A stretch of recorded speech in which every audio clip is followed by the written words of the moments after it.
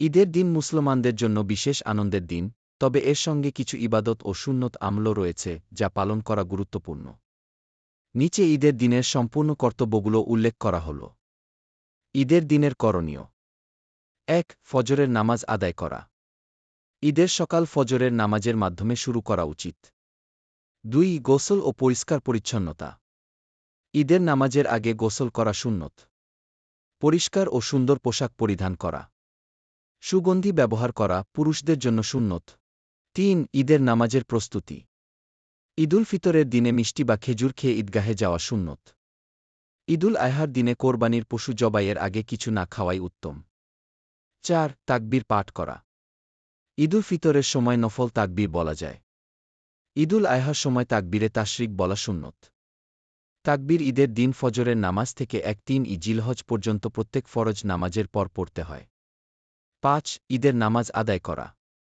ঈদের নামাজ ওয়াজিব অনেক আলেমের মতে। সম্ভব হলে খোলা জায়গায় বা ঈদগাহে নামাজ আদায় করা সুন্নত। খুতবা মনোযোগ দিয়ে শোনা। ৬. পৃথক পথ দিয়ে যাতায়াত। ঈদগাহে যাওয়ার সময় এক পথ দিয়ে যাওয়া ও অন্য পথ দিয়ে ফিরে আসা সুন্নত। ৭. পরস্পর শুভেচ্ছা বিনিময়।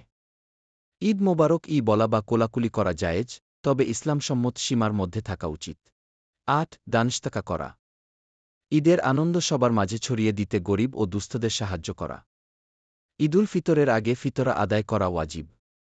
৯. আত্মীয় স্বজন ও পাড়া প্রতিবেশীর সঙ্গে সদ্ব্যবহার।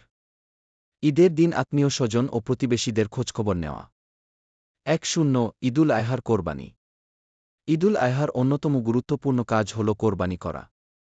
কোরবানির পশুর মাংস ৩ ভাগ করে ১ ভাগ গরিবদের দেওয়া, ১ ভাগ আত্মীয়দের এবং ১ ভাগ নিজের পরিবারের জন্য রাখা সুন্নত। ঈদের দিন হারাম ও অপছন্দনীয় কাজ এড়িয়ে চলা। অশ্লীলতা, গানবাজনা ও সময় অপচয় থেকে বিরত থাকা। অহংকার বা অপচয় করা উচিত নয়।